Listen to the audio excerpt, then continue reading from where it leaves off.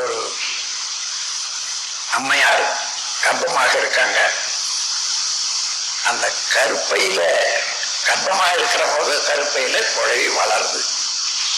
எப்படி வளருது? முதற்திங்கள் கம்பமாம், இருமதியில் உற்ற தலை முதுகு முகமாம், ஓடு மூன்றாம் திங்கள் செங்கையும் பாதங்கள் ஒரு விரல்கள் அறையும் உண்டாம், திருத்து நாலாம் திங்கள் செங்கையும் பாதங்கள் ஒரு விரல் அறையும், திருத்து நாலாம் திங்கள் மூக்கு முகம் உருவமாம், செய்ய வைந்தாம் திங்களில் செவினாவு கண்களாம், செப்பு மாறாம் திங்கள் சேர்ந்து நகங்கள் உண்டாம், விஞ்சி மேலாம் திங்கள் மயில் நரம்பு எலும்பு விளைந்திடும் சடமோடுதான், மேலும் ஜலமலம் பங்கு தாதுக்களும் விளைந்து மூச்சுண்டாகுமே. இந்த மாதிரியாக ஒழுங்கான முறையில அந்த குழவி வளர்ற போது அந்த குழவி வயிற்றுல தாங்கி இருக்கக்கூடிய பெண்மணி தூங்காத இருக்க முடியுமா? நடக்காத இருக்க முடியுமா? அங்கே இங்க போகாத இருக்க முடியுமா? எல்லா வேலையும் செய்யறாங்களே.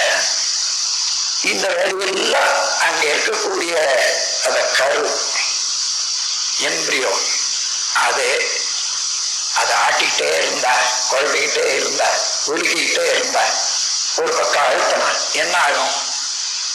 அப்படியெல்லாம் எந்த பக்கத்துல எந்த உறுத்தல் வந்தாலும் அந்த வேலை தடைபடாது இருக்கணும்ன்றதுக்காக வேண்டி வாட்டர் பேக், அந்த கரு உற்பத்தியான உடனே அதுல இருந்து வாட்டர், அதாவது அத பனிக்குடம் என்று சொல்லுவாங்க தமிழ்ல, இங்கிலீஷ்ல வாட்டர் பேக்னு சொல்றோம்.